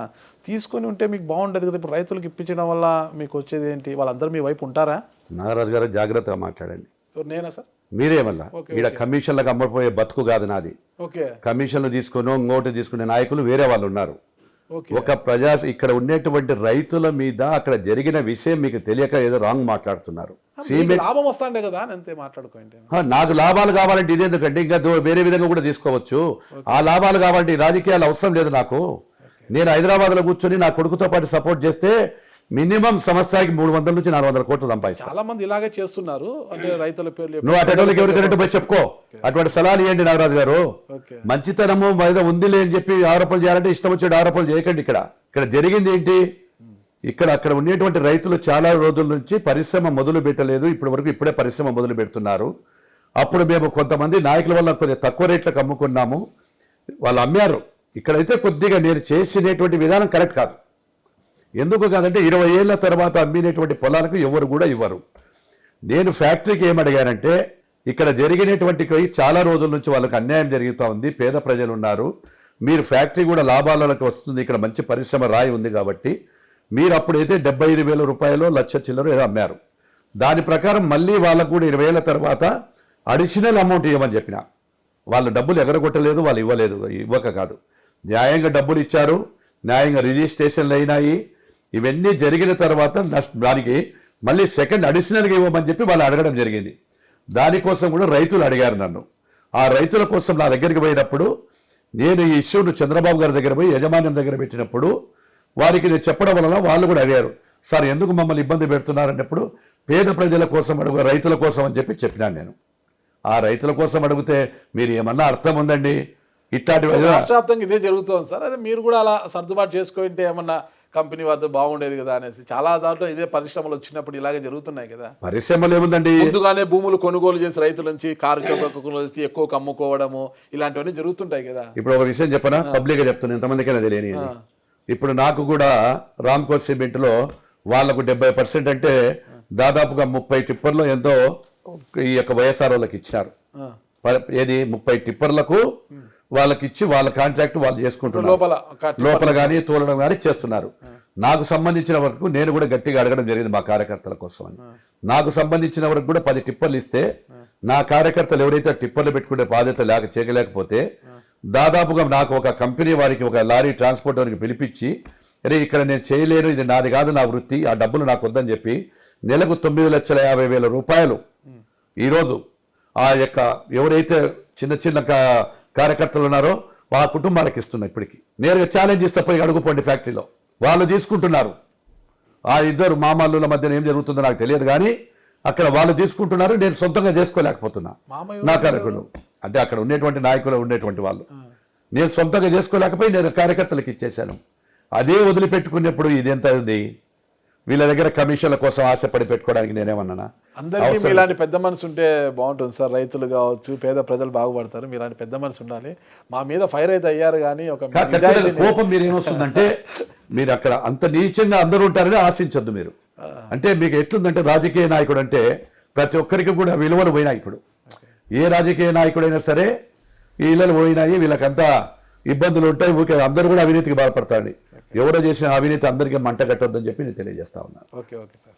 సారీ మీరు కూడా చెప్తున్నాం, ఎందుకంటే నాకు కూడా కోపం వస్తుంది, బాధ లేస్తుంది. ఓకే, మీ బాధకు అర్థం ఉంది, నేను అర్థం చేసుకుంటున్నా సార్. అది విషయం రామ్కో సిమెంట్కు. ఓకే, ఇంత ప్రజాదరణ ఉంది, డబ్బు ఉంది, అన్ని హోదాలు ఉన్నాయి, ఒక కమిట్మెంట్ ఉంది, పేద ప్రజలంటే ప్రేమ ఉంది. ఇలాంటి మిమ్మల్ని కోనేటి దుర్గా అనే వ్యక్తి మీద మీరు దాడి చేశారని మీ పైన SC/ST కేసు పెట్టి 33 రోజుల పాటు మిమ్మల్ని రిమాండ్లో పెట్టారు కదా, అసలు ఎలా ఉన్నింది ఆ బాధ? అసలు ఎంజాయ్ చేశారా ఎస్ జైలు జీవితాన్ని? మన చాలా మంది ఎంజాయ్ చేస్తారు. మీ కుటుంబ సభ్యులు ఏమైపోయి ఉంటారు? మీ కుమారుడు, మీ కుమార్తె, మీ వైఫ్? నేనైతే వాళ్ళు ఏమైనా అయిపోయి కానీ నా కార్యకర్తల కోసం నేను జైలుకి పోయినా అని చెప్పి ఎంజాయ్ చేశాను. నా కార్యకర్తలు నా ఎమ్మడిబడి వాళ్ళు ఇబ్బందులు పెడతా ఉన్నారు, ఇంటి మీదకి వచ్చారు. నేను ఒకటే గుర్తుపెట్టుకోండి, నేను అఫెన్స్ చేయను కానీ డిఫెన్స్ కోసం ఎంత దూరమైనా మళ్ళా రాబోయే కాలంలో మళ్ళా టీవీ ద్వారా చెప్తున్నా, దేనికైనా తెగబడతాను. నేను ఒక బైరాగిని, నా పిల్లలకు పెళ్లిళ్ళు.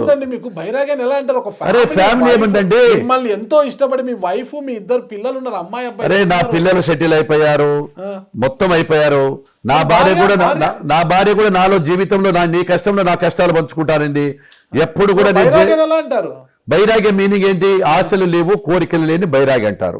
నాకు పిల్లలు గాని, నోటి గాని, ఆస్తుల మీద గాని కోరికలు లేవు. నాకు ప్రజలే కుటుంబం కంటే ప్రజలే ముఖ్యం, నా కార్యకర్తలు ముఖ్యం.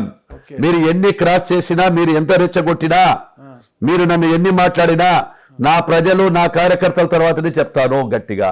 జైలు జీవితము అనేది అసలుకి అనుకుంటేనే అది ఎందుకంటే 33 రోజులు ఒక్క రోజు కాదు, ఏప్రిల్ నెలలో జీవితం గడిపి. అది కూడా వినండి, ఇప్పుడు వాడు చిప్పకూడు తినిపించినావు, చిప్పతీవుడు కూడా తినిపించినావు అని చెప్పి వాళ్ళ అబ్బాయి మాట్లాడినాడు, రామిరెడ్డి మాట్లాడినాడు. నేను సిగ్గుపడలేదే. మీరు ఎవరి కోసం పోయినా, నా కార్యకర్తల కోసం పోయినా, నేనేదో దొంగతనాలకు పోలే, వాళ్ళ మాదిరిగా కిరాయి హత్యలు చెప్పిలా, ఎక్కడ కాంట్రాక్ట్ మర్డర్లు చెప్పిలా. నేను నా కార్యకర్తలు ఇబ్బంది పెడుతున్నాడు ఒక యూజ్లెస్ ఫెలో. అదే విధంగా ఇంటి మీదకి వచ్చారు. అదే ఇందాక మీరు చెప్పారు కదా, ఎవరైతే నువ్వు వారి మీదకి పోయావు చెప్పావని చెప్పే వ్యక్తి పేరు చెప్తున్నాము. అంటే పేరు ఉచ్చరించేటువంటి శక్తి లేని గురించి నేను మాట్లాడగలను, స్థాయి కాదు. అప్పుడు నేను ఆ విధంగా చెప్పాను. ఇప్పుడు కాదు, ఓడిపోయినాక 2 నెలలకు నా కార్యకర్తలు వేధించడం, కొట్టడం జరుగుతూ ఉంటే కత్తి పట్టుకుంటానని చెప్పినప్పుడు కూడా రామిరెడ్డి అన్నాడు, నువ్వు ఏమైనా బ్రహ్మనాయుడివా అని. లేకుంటే ఆయన బ్రహ్మనాయుడా? కడుపులో ఆవేశం, ఆక్రోశం వస్తే మీరు కూడా బ్రహ్మనాయుడు అవుతాడు. అసలు ఎలా ఎంజాయ్ చేశారు? ఇంట్లో మీరు కోరిన ఫుడ్ తినేంత సౌకర్యం ఉంది, జైల్లో కనీసము బయట నుంచి ఫుడ్ కూడా లోపలికి వెళ్లకుండా మొత్తం కట్టడి చేసేసారు, మొత్తం కెమెరాలే పెట్టేసినట్టు చేశారు. ఒక పాత్రికేయుని కూడా ఆడ రెగ్యులర్ డ్యూటీకి పెట్టేశారంట కదా, బయట నుంచి ఏమి కూడా లోపలికి పోకూడదు అని. అంత కట్టుదిట్టంగా, అంత అక్కస్తో పెట్టారు మిమ్మల్ని. ఎలా ఉండింది లోపల అసలుకి? ఒక్కటి నాగరాజు గారు, నీ కట్టుదిట్టమైతే బయట పెట్టారు. ఒక్కరోజు ఏదో వాళ్ళకి ఎంత మామూలుగా జైలు సూపరింటెండెంట్లు వాళ్ళు అక్కడ స్థానికంగా ఏదైనా ఒక రైస్ ఒకటి ఏదో వండుకుంటుంటే ఒకరోజు వాళ్ళే నన్ను చూసినటువంటి తెలిసిన అతను ఒక కొద్దిగా రైస్ ఒకటి తెచ్చిచ్చాడు. అక్కడ కూడా కొంతమంది ఆఫీస్లో తెలియని వాళ్ళు ఎవరో పోయి జనార్దన్ రెడ్డికి ఆ రైస్ ఇచ్చారని చెప్తే మరుసటి జేఏజీని తీసుకొచ్చి వాళ్ళు వండుకునే అన్నాన్ని కూడా క్యాన్సిల్ చేశారు. అక్కడ ఆ సిస్టాన్ని క్యాన్సిల్ చేయించారు. మళ్ళీ కెమెరా పెట్టారు ఏమి ఉందని. 2 సార్లు 3 సార్లు ఆ యొక్క జైలు సూపరింటెండెంట్ కంటే పై లెవెల్లో ఉండేటువంటి అధికారులు వచ్చి ఏం జరుగుతుంది, ఏం చేస్తున్నారని చెప్పి నా దగ్గర ఏదో ఫోన్లు ఉన్నాయి అవి అన్నీ చెక్ చేసుకుంటారు, సర్ప్రైజ్గా చేసుకుంటూ. 32 రోజులు నా కుటుంబంలో ఏ సభ్యుని కలవనీయలేదు, ఒక కార్యకర్తను కలవనీయలేదు, ఎవరికి పర్మిషన్ ఇవ్వలేదు. 2019లో మీరు అటువైపు వెళ్ళిపోయి ఆ కష్టం ఉండేది కాదు కదా? ఎందుకు ఆనందంగా స్వీకరించారు కదా. నేను ఇష్టపూర్వకంగా వచ్చినప్పుడు కష్టం అనిపించదు. రాజకీయాలకు వచ్చినప్పుడే ఇవన్నీ కూడా ఊహించినటివే. గొడవలు జరుగుతాయి, అల్లర్లు జరుగుతాయి, జైలుకు పోవాలి, ఇంకా నేను ఇంకా పెద్ద పని కూడా చేయాల్సి వస్తుందేమో తెలియదు నాకు. ఎందుకంత మొండితనము? కొంతమంది పోలీస్ సిబ్బంది మీకు తెలిసిన వారు ముందస్తు బెయిల్ తెచ్చుకోండి, అటు ఏదో మేము కాస్త చూస్తామన్నా కూడా అవసరం లేదు, నేనే వచ్చి సరెండర్ అవుతానని వెళ్ళి మరి సరెండర్ అయ్యి జైలుకి వెళ్ళారు ఎందుకు? ఒక్కటి ఇక్కడ నేనేమవుతుందంటే, జైల్లో అక్కడ నేరం ఎక్కడ ఏ విధంగా జరిగింది, ఎందుకు జరిగింది అనేది పక్కన పెడితే, ఒకసారి నా మీద అక్కడ ఆరోపణలు వచ్చిన తర్వాత నేను పారిపోయి బెయిల్ తెచ్చుకోవడం వలన ఏం లాభం వస్తుంది? పారిపోయినాడు, బెయిల్ తెచ్చుకున్నాడు. ఏ రోజైనా నేను పోవాల్సి వస్తుంది. ఈ ప్రభుత్వంలో కక్ష సాధింపు చర్యలు ఎక్కువ. తర్వాత నేను గిన అదే విధంగా పోతే నా కార్యకర్తలందరినీ కూడా వెంటపడి అక్కడ లేని వాళ్ళను కూడా కేసుల్లో పెడతారు. అది నాకు నచ్చదు. భయపడి పోవడం అనేది నా యొక్క రక్తంలో లేదు. ఎన్ని కేసులకైనా నేను రెడీగా ఉన్నాను, నేను భయపడి పారిపోను. 33 రోజుల్లో ఏదైనా కసి వచ్చిందా, ఇది చెయ్యాలి? మనసు కసి బ్రహ్మాండంగా వచ్చింది. కసి ఏంది కాదు, మళ్ళీ గెలవాలి, నా ప్రజలకు న్యాయం చేయాలి, నా కార్యకర్తలకు న్యాయం చేయాలి. అధికారంలోకి తెలుగుదేశం పార్టీని తీసుకురావాలి. ఎంతో సాత్వికంగా ఉండే బీసీ జనార్దన్ రెడ్డి ఇలా మారిపోయారు, భాష పదజాలం మారిపోయింది. అంటే మీ కుమారుడి కన్నా చిన్న వయసు రామిరెడ్డి గారి కుమారుడు ఓబులరెడ్డి అనుకుంటా అబ్బాయి పేరు, ఆ అబ్బాయి మీద కూడా ఆఖరికి ప్రెస్ మీట్లో చాలా ఫైర్ అయ్యారు. అది మీ స్థాయి కూడా కాదు కదా, మరి ఎందుకు అలా మాట్లాడాల్సి వచ్చింది? ఇక్కడ ఒక్కటి, మొట్టమొదటి నుంచి కూడా నేను 2014 నుంచి 19 వరకు ఎమ్మెల్యేగా ఉన్నా. ఆయన నేను 2011లో రాజకీయాలకు వచ్చినప్పటి నుంచి 2014 వరకు రామిరెడ్డి ఎమ్మెల్యేగా ఉన్నాడు. వ్యక్తిగతంగా మేము ఒకప్పుడు ఎలాంటి ఫ్రాక్షన్లు కానీ గొడవలు కానీ ఆస్తులు కానీ తగాదలు లేవు. 2085లో రాంభూపాల్ నిలబడినప్పటి నుంచి నేను రాజకీయాల పిల్లల చదువుల కోసం వ్యాపారాలకు పోయేంత వరకు కూడా కలిసిమెలిసే ఉన్నాము. అప్పటి వరకు నేను రామిరెడ్డి ఎన్నోసార్లు కలిసినాము, ఒకటే వెహికల్లో తిరిగినాము, ఒకటే లాడ్జీలో పడుకున్నాము, ఒకటో సాట లేసాము, అందరం ఒకటే గ్రూపులో ఉన్నాము. పార్థసారథి రెడ్డి అటు వైఎస్ సత్యంరెడ్డి గారు అటు మా బంధువైన అటు ఉన్నా, నేను ఇటు ఉన్నాను. ఇవన్నీ ఉన్నా కానీ కూడా కేవలం రాజకీయాల్లోకి నేను వచ్చినానని ఖచ్చితంగా వారు చెప్పడము, తర్వాత మాకు ఎదురే ఉండవద్దని చెప్పి అప్పుడు కూడా నేను ఎమ్మెల్యే 14 ఉన్నప్పుడు కూడా అనేకమైన భాషలు నేను ఏ రోజు కూడా రామిరెడ్డి గురించి మాట్లాడలేదు. నేను అధికారంలో ఉన్నప్పుడు వాళ్ళ మీద మాట్లాడలేదు. 14వ సంవత్సరం ఎన్నికలప్పుడు స్వతహాగా తన సతీం అనేటువంటి జయం వచ్చేసి నిలబడి గోలాటలు చేసి అక్కడ కొట్టేయడం జరిగింది. అంతే తప్ప దాని తర్వాత కూడా నేను ఎప్పుడు కూడా కుటుంబంలో కూడా నేను ఎక్కడ మాట్లాడలేదు. అయినా ప్రతిపక్షంలో ఉన్నప్పుడు నాయకుల మీద ఆరోపణలు స్వతహాగా వస్తుంటాయి. నా మీద కూడా ఆర్టీసీ బస్టాండ్ కబ్జా పెట్టినాడు, ఈయన ఒక సైకో, అనకూడని మాటలు కూడా ఎన్నో మాటలు మాట్లాడినప్పుడు కూడా నేను కూడా దానికి తగినట్టే మాట్లాడినా, అంతేగాని దాని వ్యక్తిగతంగా కుటుంబం మీద ఎప్పుడు మాట్లాడలేదు. ఇదే రామిరెడ్డి వచ్చిన తర్వాత ఇళ్ల పట్టాల విషయంలో కావచ్చు, మైనింగ్ విషయాలలో కావచ్చు, నేను కొన్ని ఆరోపణలు చేసిన. నేను ప్రతిపక్ష నాయకుడిగా ఉన్నప్పుడు ఆరోపణలు చేయడం సహజము. అంటే మీరు ప్రతిపక్ష నాయకుడిగా ఆరోపణలు చేయవచ్చు, ఆధారాలు ఉన్నాయా? అసలు ల్యాండ్ టైటిల్సే మార్చేశాడు, ఎన్నో భూ కబ్జాలు చేశాడు, అవి ఇవన్నీ చాలా ఆరోపణలు చేశారు. మీరు మైనింగ్ గురించి కావచ్చు, భూముల గురించి. రామిరెడ్డి గారు కుమారుడితో ల్యాండ్ టైటిల్సే మార్చేశారు, రికార్డ్స్ తారుమారు చేశారు, మొత్తం భూ కబ్జాదారులు చేశారు. ప్రతి దానికి ఆధారం ఉందా? మీరు 200% నేను చెప్పాను కదా, ఆధారం కూడా చూపించాను, రెవెన్యూ రికార్డ్ చేశాను. ఇప్పుడు కావాలంటే కూడా మీకు పేపర్ ఇస్తాను. సరే, మీరు అధికారంలోకి వస్తే ఇవన్నీ బయటికి తీసి ఎవరైతే పేద ప్రజల భూములన్నీ కూడా వాళ్ళ పరమయ్యాయి అవన్నీ కూడా పేద ప్రజలు ఖచ్చితంగా కూడా వ్యవస్థలో ఏవైతే ఉన్నాయో ఆ వ్యవస్థ ద్వారా ఖచ్చితంగా ఎంక్వైరీ చేయిస్తాను. ఆధారాల దేకిలు కూడా ప్రభుత్వానికి కానీ అధికారులకు కానీ చూపిస్తాను. అది జరిగి తీరుతుంది. అంటే ఆ భూములన్నీ కూడా పేర్లు మార్చి మీ పేరు పెట్టుకుంటారా, అంటే పేద ప్రజలకు ఇస్తారా? భూములు అనలేదు నేను ఇక్కడ. వాళ్ళు భూములు భూ కబ్జాలు ఏదైతే అధికారులు వాళ్ళ దగ్గర నుంచి ఉన్నాయో వాటి మీద ఎంక్వైరీ చేస్తాను. అది నాకు అవసరం లేదు. అక్కడ ఎవరికైనా జరిగిన దాని మీద న్యాయం చేయమని చెప్పి రాస్తాం. అక్కడ జరిగిన దాని మీద ఎంక్వైరీ చేస్తారు వాళ్ళు. వాళ్ళ మనసులు పోలీస్ స్టేషన్లో వాళ్ళ గవర్నమెంట్లోనే పెద్దముండి అనేటోళ్ళను నంద్యాలలో కబ్జాలు చేస్తే పోయింది. ఒక ఆవిడ క్లియర్గా తను హాస్పిటల్లో ఆక్సిజన్ పెట్టుకున్న తర్వాత కూడా విలేకరులు అందరూ పోతే కూడా నా చావుకు కారణం ఆయనే, మా పట్టాలు తీసుకున్నారని చెప్పి నంద్యాలు ఉన్నాయి కదా సాక్ష్యాలన్నీ. అదేవిధంగా గతంలో ఎవరినైనా బెంగళూరులో అతను ఒక కాంట్రాక్టర్ను కొడితే అదే సాక్షి పేపర్లో ఇతను మారాడు అని చెప్పి రాసిన సాక్షి పేపరే కదా. వాళ్ళ బావమరిది మీద కూడా కేసులు కొట్టేపిచ్చిండొచ్చు, మళ్ళీ సాక్ష్యాలు తారుమారు చేసిండొచ్చు, ఏమైనా చేసిండొచ్చు. ఇన్ని ఇష్యూస్ జరుగుతున్నాయి. అసలు మీకు రామిరెడ్డి గారి ఈ రవ్వలకొండ మైనింగ్ విషయంలో ఘర్షణ ఏంటి? అసలుకి రవ్వలకొండను ఫస్ట్ కన్నేసిందే బీసీ జనార్దన్ రెడ్డి గారు. ఈ రోజు ఆయన ఆగం చేస్తున్నారు అంటున్నారు కదా. మరి నేను ఆగం స్టార్ట్ చేసిందే బీసీ జనార్దన్ రెడ్డి గారు. ఏదైతే కాలజ్ఞానం రాశారో ఆ చరిత్రనే చెరిపేయాలని చూశారు బీసీ జనార్దన్ రెడ్డి గారు. ఈ రోజు అదేదో రామిరెడ్డి గారే చేసినట్టుగా గగ్గోలు పెడుతున్నారు, యాగం చేస్తున్నారు అంటున్నారు. ఇప్పుడు ఆయన ఆరోపణలు ఏం చేశాడు? నేను జుర్రేరు వాగు కబ్జా పెట్టినా అన్నాడు. ఇప్పుడు కాదు, నేను రాజకీయాల్లో వచ్చినప్పటి నుంచి అంటున్నాడు. ఆయన ప్రభుత్వమే కదా, ప్రభుత్వం తీసుకొచ్చి మన 5 లక్షల రూపాయలు పెట్టి సర్వే ఏదో చేసుకున్నాడు. మహా అంటే ఈ టోటల్లో ఎప్పుడో పూర్వం మా నాన్నగారు నవాబులు అమ్మిన దాన్ని ఆ జుర్రేరు నేను ఎంత వాగులు చేసుకుంటే ఏమొస్తుంది, ఆ స్థలాలు ఎంత అవుతాయి? 2 లక్షలు 3 లక్షలు 4 లక్షలు పెట్టే సెంటువి వాగుని ఎంతకైనా చేసుకుంటే ఎవరు వస్తారా? నా మీద అప్పుడు ఆర్టీసీ బస్ స్టాండ్ కబ్జా అన్నాడు. గతంలో కూడా మైనింగ్లు అంతా కొల్లగొట్టినాడు, అవి బిల్డింగ్లు పడిపోయాయని చెప్పి ఫేక్ సాక్ష్యాలలో ఒక గద్ద వచ్చే ఎత్తుకపోయినట్టు అనకొండ అన్నాడు, మనకొండ అన్నాడు, మళ్ళీ ఫ్లైట్లో ఎత్తుకపోయినాడు అన్నాడు. అన్నీ ఆయన ప్రభుత్వం లోపల వేయచ్చు కదా. ఆఖరికి ఒకటి ఏదో నాకు సంబంధం లేని కంపెనీలో నా కొడుకు పేరు నా పేరు పెట్టి విజిలెన్స్కి పెట్టి 30 కోట్లు, అది కూడా ఎక్కడ? నేను పొంగనూరులోకి పోయి వస్తే పొంగనూరులో ఏదో అక్కడ జరిగిన ఇష్యూస్ మీద నన్ను ఇన్ఛార్జిగా వేస్తే ఆ మినిస్టర్ని పట్టుకొని నా మీద ఒక ఏదో ఇది 32 కోట్లు అక్రమంగా ఏది జిఎన్ఎస్ఎస్ గ్రావెల్ అంతా ఎత్తుకొని పోయినా అంట రాత్రి. 32 కోట్ల గ్రావెల్ ఎవడన్నా ఎత్తుకపోతాడా? ఎత్తుకపోయినాడు అన్నాడు. మళ్ళీ ప్రూఫ్లు చూపించాలి కదా, రేపు తెలుస్తుంది కదా. ఆయన మాదిరిగా నేను పార్టీలో జిఎన్ఎస్ఎస్ ఎత్తుకుపోయి వాళ్ళు కేసులు పెడితే విజిలెన్స్లో పెడితే పార్టీ మారలే పరిగెత్తి రాత్రి పార్టీలు మారలే. అది గుర్తుపెట్టుకోవాలి రామిరెడ్డి. ఈరోజు బీసీ జనార్దన్ రెడ్డి గారికి ఇక్కడ ఆదరణ ఉండవచ్చు బనగానపల్లి, అంటే ఆయన చేసే సర్వీసెస్ కావచ్చు, చారిటీస్, ప్రజల మీద మీకున్న అభిమానం, గతంలో మీరు చేసిన అభివృద్ధితో అభిమానం ఉండవచ్చును కాక. కానీ ఇక్కడ టీడీపీ జనసేనతో పాటు బీజేపీ కూడా కూటమిలో ఉంది, ఎన్డీఏలో చేరిపోయారు మీరు. ఇక్కడ ముస్లిం ఓట్ బ్యాంక్ ఎక్కువ ఉంది. మరి ఇక్కడ ముస్లింల పరిస్థితి ఏంటి?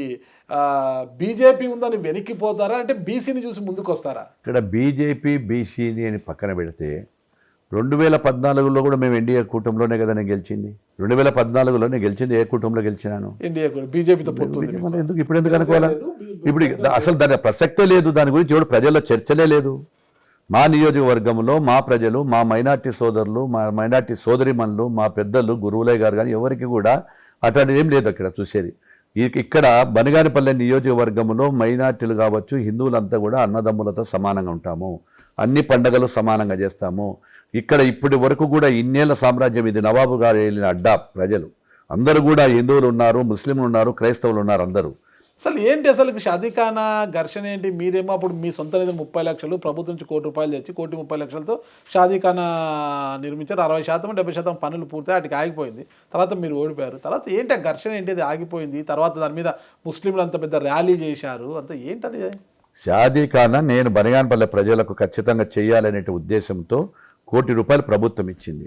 మా ఇంజనీర్లు చెప్పిన ప్రకారం ఏంటంటే, సార్ ₹1,00,00,000 కంటే మీరు అనుకునే టేస్ట్ ప్రకారం, అంటే నేను అనుకునేటువంటి నిర్మాణం జరగాలి అంటే ఇంకా ₹30,00,000 అవసరం ఉంటుంది అన్నప్పుడు మళ్ళీ నిధుల కోసం పోయి లేట్ అయిపోయి ఇవన్నీ అవుతుంటే నేను ఆ ₹30,00,000 కాంట్రిబ్యూషన్ కింద ఇస్తాను, నా 30,00,000 గవర్నమెంట్ ఇచ్చిన ₹1,30,00,000తో మీరు ప్లాన్ తయారు చేయమని చెప్పి బ్యూటిఫుల్గా కట్టియాలి, వాళ్ళకి అన్ని రకాల వసతులు ఉండాలి, లోపల డైనింగ్ వసతి కానీ ఇవి కానీ ఉద్దేశంతో నేను ₹30,00,000 ఇవ్వడము, గవర్నమెంట్ ₹1,00,00,000 ఇవ్వడం జరిగింది. ముందుగా నిధులు ఉన్నటువంటి నా డబ్బులు ₹30,00,000 ఎండిఓ గవర్నమెంట్కి ఇచ్చాను. ఎండిఓ గారి అకౌంట్లో డబ్బులు ఉన్నాయి. ఫస్ట్ స్టార్ట్ చేసేసి ఆ ₹30,00,000 మొదలు పెట్టిన తర్వాత ఎన్నికలు అంత తొందరగా వస్తాయని అనుకోలేదు మేము. ఆ పని మొదలు పెట్టినప్పుడు ఆ డబ్బు తీసుకొచ్చి ₹30,00,000 ఖర్చు పెట్టిందే కాకుండా ఇంకా అవసరమైన డబ్బు కూడా ₹20-25 లక్షల నేను వారికి బయట మెటీరియల్ ఇప్పించేస్తే 70% అయిపోయింది. ప్రభుత్వం వచ్చిన తర్వాత కచ్చా సాధింపు చర్యలు అతను నిలబెట్టాడు.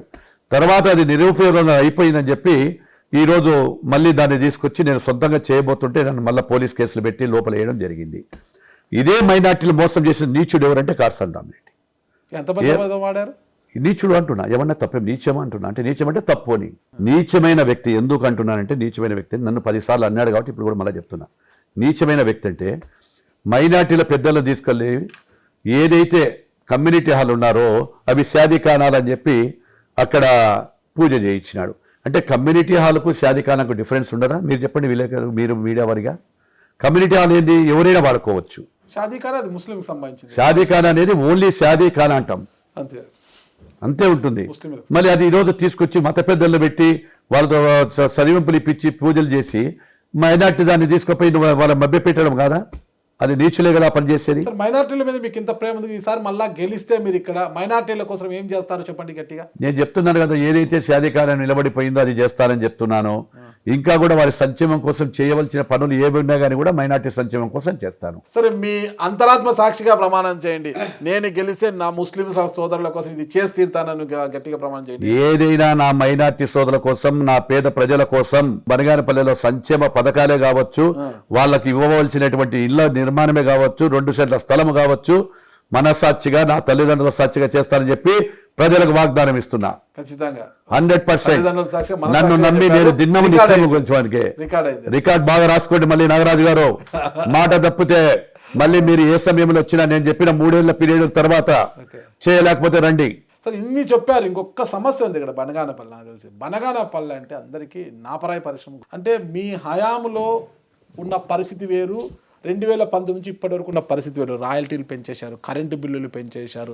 సరే, నాపరాయ పరిశ్రమ యజమానులు, అందు మీద ఆధారపడి బతికే లేబర్ యొక్క పరిస్థితి అగమ్య గోచరంగా తయారైంది. వాటి మీద బీసీ జనార్దన్ రెడ్డి గారు ఎలాంటి ఫోకస్ పెట్టబోతున్నారు భవిష్యత్తులో? మొన్న మీటింగ్లో కానీ ఇప్పుడు కానీ నేను రామిరెడ్డిని మాట్లాడేది అసమర్థ ఎమ్మెల్యే, ఒక శాసనసభ్యుడిగా ఉండి అసమర్థుడు చేసేటువంటివి కూడా రాజకీయాలు చేసేప్పుడు నీచ రాజకీయాలు అంటారు. నీచ రాజకీయాలు అంటే తప్పుడు రాజకీయాలు. తప్పుడు అంటే జనరల్గా ఒకటే నీచ రాజకీయాలు అంటున్నాను నేను. నీచ రాజకీయాలు చేసుకుంటూ ఆ రోజు ఏం చెప్పాడు, నేను 2 సెంట్ డిఎంఎఫ్ కానీ రాయల్టీ 8 రూపాయలు ఉన్న రాయల్టీని 2 రూపాయలు తగ్గించి 6 రూపాయలు చేశాను. డిఎంఎఫ్ 30 రూపాయలు అంటే 10 రూపాయలు చేశాము. ఈ ప్రభుత్వం వచ్చిన తర్వాత 3 మండలాలలో 40,000 మంది వరకు కార్మికులు కావచ్చు, ఈ యొక్క గని యజమానులు కావచ్చు, దాని మీద అనేక వృత్తుల వారు కావచ్చు, 40,000 మందిని ఈరోజు నామినేట్ నాశనం చేశాడు. ఆ రోజు ఏమన్నారు వీళ్ళందరూ కూడా, గతంలో ఉన్నట్టు మాజీ శాసనసభ్యులు ఇదే కొలిముళ్ళ సెంటర్లకు పోయి మైకులు పట్టుకొని నాపై ఏదైతే చెక్ పోస్ట్ ఉందో అక్కడ కొట్టం ఉండేది చెక్ పోస్ట్, ఆ కొట్టాన్ని తీసే కొట్టంలో అక్కడ చెక్ పోస్ట్ లేకుండా రాయల్టీ చెక్ పోస్ట్ లేకుండా చేస్తాం. మీరు అన్నప్పుడు చాలామంది మైనింగ్ వారు కూడా చేసినటువంటి ఆ రోజు అందరూ కూడా నమ్మి వారికి అందరికీ కూడా అక్కడ ఏదైతే ఉందో ప్రజలందరూ కూడా అక్కడ కొలిగుండ మండలంలో 1 సైడ్ ఓట్లు వేయడం జరిగింది. అది మళ్ళీ నీచ రాజకీయ మాట తప్పడం, మడవ తప్పడం అసమర్థత కాదా? అక్కడ కొట్టం పోయి బిల్డింగ్ వచ్చింది, ఇప్పుడు కొట్టం పోయింది బిల్డింగ్ వచ్చింది, ఆయన చేసిన ఘనకార్యం.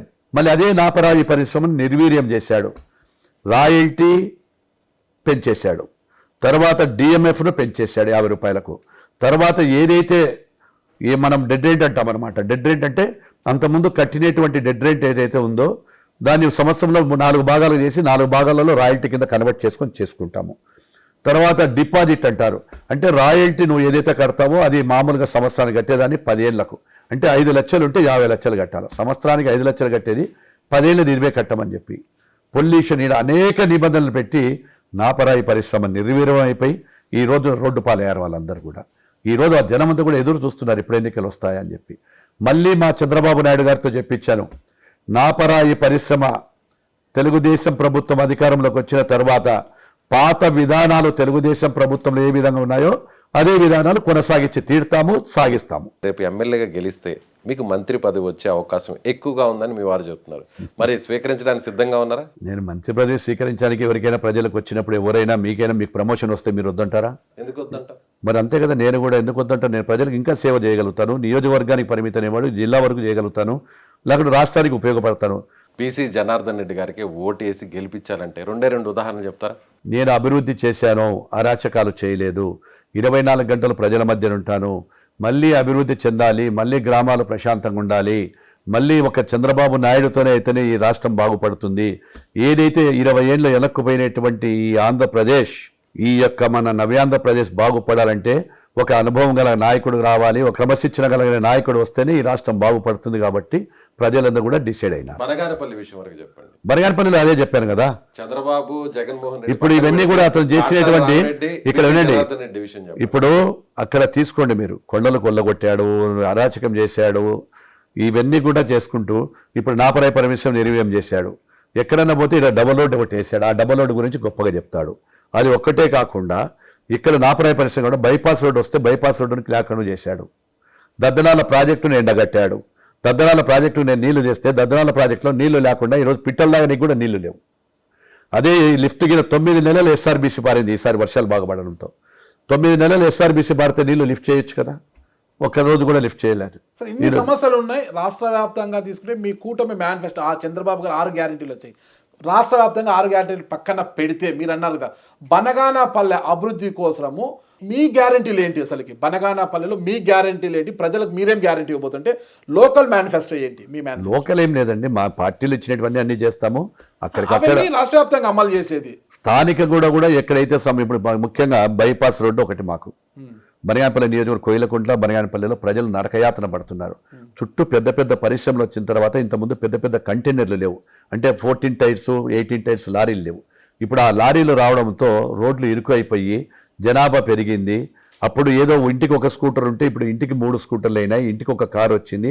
ఇవన్నీ కూడా ట్రాఫిక్ సమస్యలు విపరీతంగా నరకం అనిపిస్తున్నారు. అదే రింగ్ రోడ్డు బనగానపల్లికి నేను 2019లో పూజ చేసినప్పుడు వచ్చినటువంటిది ఈ పాటికి కంప్లీట్ చేసింటే ప్రజలందరూ సంతోషపడేవాళ్ళు. ఆ రివర్స్ టెండరింగ్ తీసుకొచ్చి అది క్యాన్సిల్ కాకుండా అసమర్థుడా కాదా? రింగ్ రోడ్డు లేకుండా చేయడం అసమర్థత కాదా? ఇప్పుడు ఇక్కడ నుంచి తాడపత్రికి వెళ్ళండి, రామాపురం దగ్గర ఎట్లున్నాయి రోడ్లు. 1 కిలోమీటర్ రోడ్డు పోవాలంటే 20 నిమిషాలు పడుతుంది గుంతలలో. అవుకు దగ్గర ఇంత ఉన్నాయో చూడండి, గతంలో ఏ విధంగా ఉన్నాయో చూడండి. అదేవిధంగా దద్దనాలకు నీళ్లు లేకుండా చేశాడు. ఇప్పుడు అవుకు రిజర్వాయర్ ఎండిపోయింది.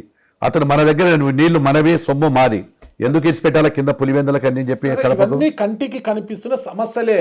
రాష్ట్ర వ్యాప్తంగా చంద్రబాబు గారు రాష్ట్ర అభివృద్ధి కోసము 6 గ్యారెంటీలు ఎలా చెప్పారు, బనగానపల్లి అభివృద్ధి కోసం మీ గ్యారెంటీలు ఏంటి, మీరు ప్రజలకు ఇచ్చే హామీలు ఏంటి, అసలు మీ మేనిఫెస్టో ఏంటి? ఇదే చెప్తున్నా కదా, ఏ గ్రామాలలో అయితే ఇప్పుడు వెనుకబడిపోయిన ప్రాంతాలలో సీసీ రోడ్లు లేవు, డ్రైనేజ్ అంతా కూడా ఈ 5 సంవత్సరాలు ఒక్క సీసీ రోడ్లు కానీ డ్రైనేజీలు కానీ చాలా చోట్ల లేవు. గ్రామాలు కూడా విస్తరించినాయి. బనగానపల్లి పట్టణం కూడా బ్రహ్మాండంగా విస్తరించింది.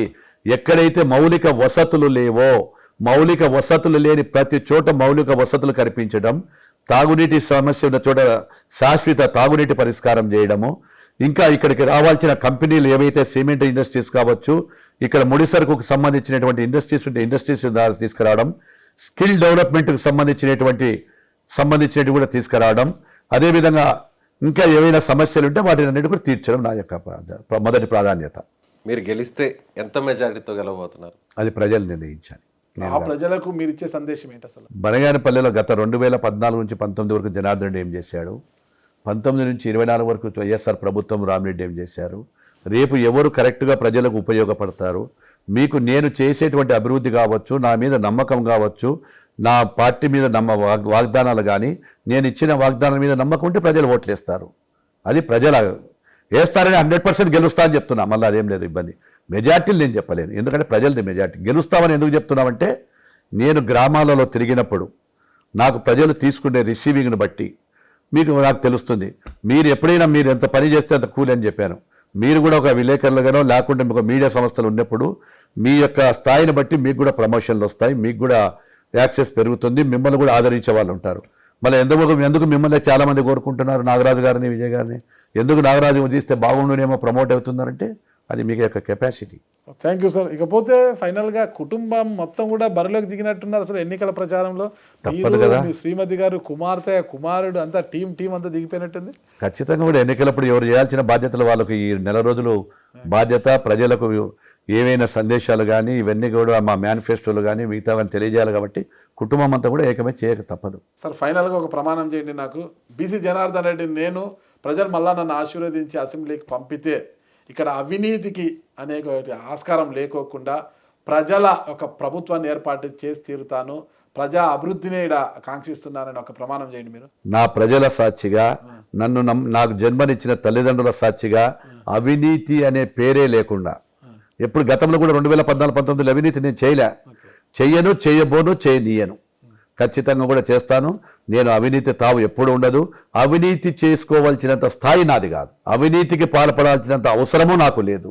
నాకు భగవంతుడు ఇచ్చాడు, నా కొడుకు కానీ నా పిల్లలు కానీ బ్రహ్మాండంగా ఉన్నారు. ఏదైనా ఉంటే వ్యాపారాలు చేస్తా, అదిలో ఇక్కడ చేయను వ్యాపారాలు కూడా. నేను చేసేది ఏదో మెడ్రాసో లేకుంటే బెంగళూరు, హైదరాబాద్లో చేసుకుంటా, కానీ నేను ఆంధ్రప్రదేశ్లో ఎప్పుడు వ్యాపారాలు చేయలే, ఎప్పుడు కూడా నేను లేను ఇక్కడ. నాకు ఎంత రియల్ ఎస్టేట్ అంతా కూడా అక్కడే ఉన్నాయి. కాబట్టి అవినీతికి నేను చేయాల్సినంత అవసరం లేదని చెప్పి తెలియజేస్తా ఉన్నాను. ఫైనల్గా కూటమిగా ఉన్నారు సార్, జనసేన బీజేపీ శ్రేణుల నుంచి మీకు ఎలాంటి మద్దతు ఉంది? జనసేన కూటమి బ్రహ్మాండంగా ఉంది, ఎందుకుండదు? కూటమి సంబంధాలు చేసుకున్నాక మంచిగానే ఉంటాయి కదా. కూటమి బ్రహ్మాండంగా ఉంటుంది, ఎక్కడ కూడా నాకు ఏ వ్యత్యాసం కనపడలేదు.